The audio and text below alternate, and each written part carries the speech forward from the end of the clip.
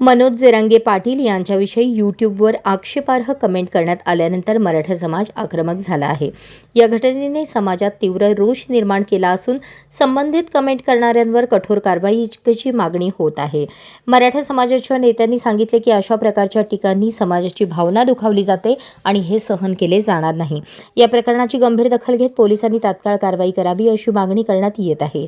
मनोज जरांगे पाटील यांचे समर्थन करत समाज एकजूट दाखवत आहे। हा मुद्दा मराठा समाजाच्या अस्मितेचा असल्याने यावर लवकरात लवकर तोडगा काढण्याचे आवाहन करण्यात आले आहे।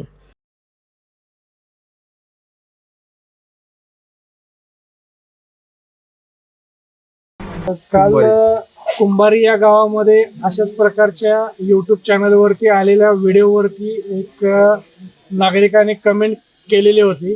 त्या अनुषंगाने आपण पोलीस स्टेशनला NC दाखल केलेली आहे आणि त्याच्यावरती कायदेशीर कारवाई केलेली आहे।